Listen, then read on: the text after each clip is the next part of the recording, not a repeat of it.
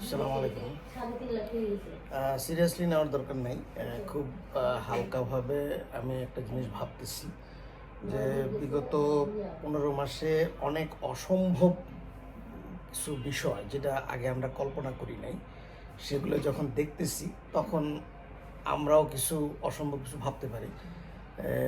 যেমন আমরা কখনো ভাবি নাই যে জামায়াত ইসলামী হিন্দু প্রার্থী তারা নমিনেশন দিবে।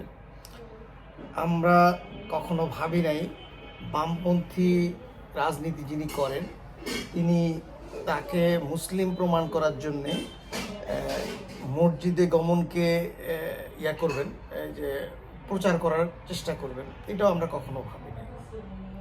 আমরা কখনো ভাবি নাই যে আপনি আওয়ামী লীগকে যতই অপছন্দ করেন না কেন বঙ্গবন্ধুর অপমান এখানে হবে, এটা আমরা কখনো ভাবি নাই, যেটা কখনো গত 53-54 বছর এটা কখনো ঘটে নাই। এরকম অনেক অসম্ভব জিনিস যেটা আগে কখনো কেউ দেখে নাই, ভাবে নাই, সেই জিনিসগুলো এখন হচ্ছে। তো ওইটার উপরে ভিত্তি করে আমি আমার কাছে সেদিন ভাবলো যে এখন যেহেতু আওয়ামী লীগ যত অন্যায় করুক না কেন তারা মুক্তিযুদ্ধের সপক্ষের শক্তি ছিল এবং ওই ধ্যান ধারণাকে বেজ লাইন ধরছে। একই রকমভাবে বিএনপি সেটা কতটা পারছে কি পারে নাই সেটা ভিন্ন বিষয়, কিন্তু দাবি তো করে যে তারাও মুক্তিযুদ্ধের যেই মূল্যবোধ এবং যে বেসড যেটা আছে এটাকে সমুন্নত রাখবে। কোনো কারণে যদি মানে রাজনীতিতে আবার আরেকটা ব্যাপার আছে যে এক তো প্রথমে বললাম যে অনেক অসম্ভব জিনিস ঘটে, আবার রাজনীতিতে শেষ বলে কোনো কথা নাই, রাজনীতিতে স্থায়ী শত্রু মিত্র বলেও কোনো কথা নাই। সবই রাজনৈতিক সিদ্ধান্তের উপরে শত্রু মিত্র ডিসাইড হয়ে থাকে এবং পক্ষ বিপক্ষ ডিসাইড হয়ে থাকে। এখন এই যে আওয়ামী লীগ আর বিএনপি, আওয়ামী লীগ তো তার নিজস্ব কিছু ভুল স্টেপের কারণে তারা তো আজকে দ্বীপান্তর। তো বিএনপির সব বিষয়েও কিন্তু স্বাধীনতা বিরোধীরা অনেক মানে এরকম অভিযোগ এনে তাদেরকে কর্নার করার চেষ্টা করতেছে। এখন এই দুই পক্ষ যদি এক হয়ে যায়, কারণ বলা হয়ে থাকে 35-40% ভোটার আওয়ামী লীগেরও আছে, 35-40% ভোটার বিএনপিরও আছে, তাহলে 80% ভোটার এরা যদি জোট করে ফেলে বিএনপির সাথে, যদি আওয়ামী লীগের এই একটা আন্ডারস্ট্যান্ডিং হয়ে যায়, দেখো তোমরা এমনি অনেক ভুল করছো, আমাদেরকে অনেক অত্যাচার করছো, গত 15 বছর আমাদেরকে দৌড়ের উপরে রাখছো, এবং আমরা জিনিসটা একটা সমঝোতায় আসতে চাই। কি সমঝোতা? তোমরা আমরা কোয়ালিশন হবে, আওয়ামী লীগ বিএনপি কোয়ালিশন হবে এবং সেখানে বিএনপি কনফার্ম করবে 175 সিট এবং আওয়ামী লীগ কনফার্ম করবে 125 সিট। মানে 2/3 না পেলেও অ্যাটলিস্ট বিএনপি কনফার্ম করলে যে তারা সরকার গঠনের জন্যে নিরঙ্কুশ মানে সংখ্যাগরিষ্ঠ সংসদের দল হিসেবে এমপি সংখ্যাগরিষ্ঠটা পেয়ে গেল। 151 হইলেই তো কোয়ালিশন সরকার হয় না, সেটা ওই সরকার যারা 151টা সিট যারা পাবে তারাই সরকার গঠন করবে। তো সেই হিসাবে বিএনপি বললো যে আমি 175 সিট আমার, 125 সিট তোমার।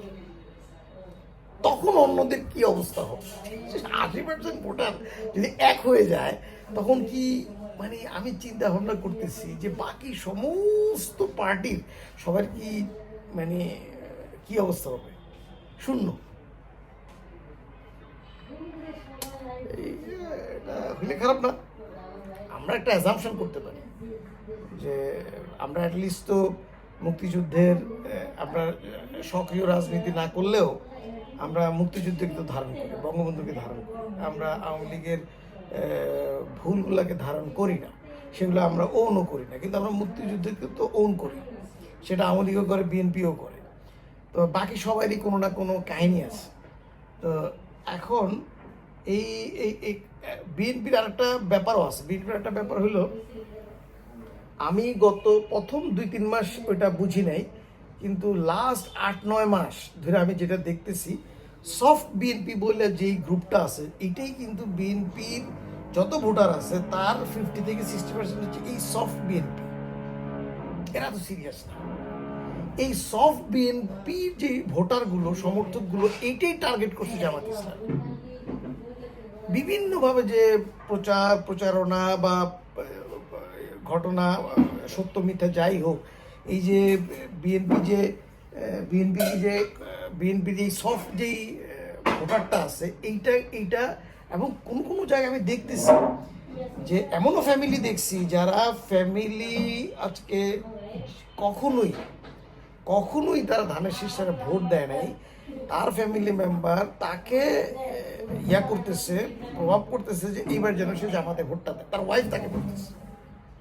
এরকম আমি ডজন খানেকের উপরে পাইছি। এরা সফট বিএনপি, এরা কোনো রাজনৈতিকভাবে বেনিফিশিয়ারি না, কোনো পদ পদবি তাদের নাই, কিন্তু তারা জিয়াউর রহমানকে ভালোবাসে এবং জিয়াউর রহমানকে ভালোবাসে দেখেই বিএনপিকে তারা ভালোবাসে এবং তাদের আর কোনো চাহিদা নেই বিএনপি গভর্নমেন্টে আসুক, এবং তারা মনে করে বিএনপি সফট, আওয়ামী লীগ অনেক একটু হার্ড লাইনে থাকে, বিএনপি সফট লাইনে থাকে, মধ্যমপন্থী, আমরাও মধ্যমপন্থী, বিএনপিও মধ্যমপন্থী, এই জন্য তারা বিএনপিকে সাপোর্ট করে যায়। এই ভোটারদেরকে টার্গেট করছে হচ্ছে জামাত ইসলামী এবং বাকি অন্যান্য যারা আছে। এখন এই সমস্ত কারণ মিলে যদি আওয়ামী লীগ কোয়ালিশন হয়ে যায় বা একটা জোট করে ফেলে, কত জোট হচ্ছে, মানে অসম্ভব জোট হচ্ছে।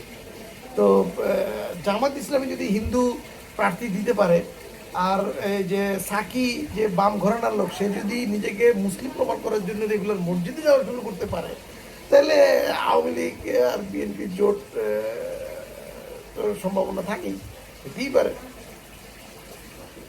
ভালো থাকেন সবাই।